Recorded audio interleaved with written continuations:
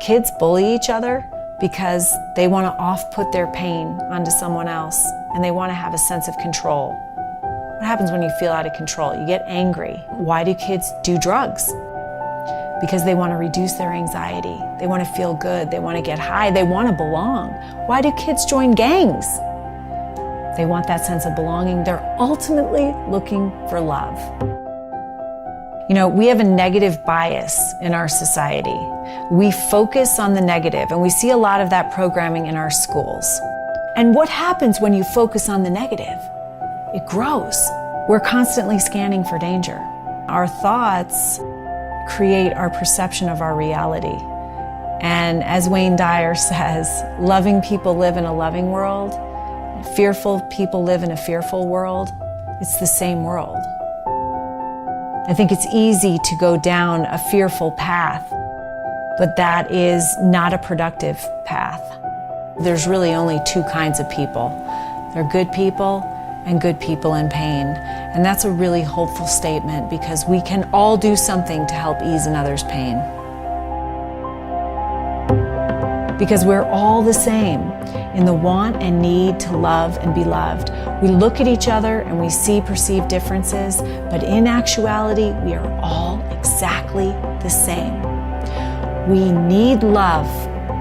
We want to belong, and we want to feel good.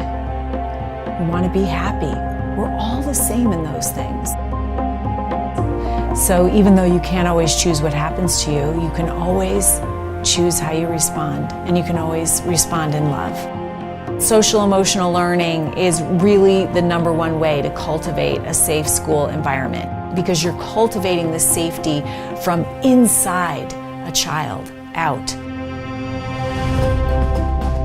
Protocols, external safety measures, those are important, but it's only social emotional learning that's going to do that, because kids that can have healthy and positive relationships, that have deep and meaningful connections with one another, that are resilient and can manage their emotions. In other words, kids that choose love and love one another, they are not going to want to harm one another.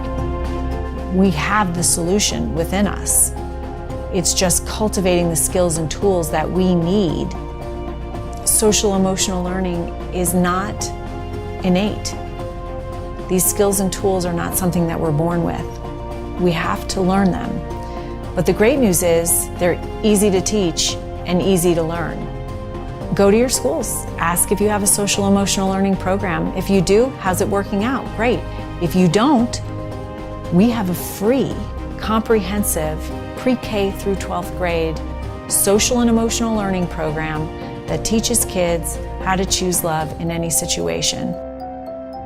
Love is the only thing that can transcend what is going on here now, and we all have the ability to choose love, and that honestly is what is going to be the ultimate solution.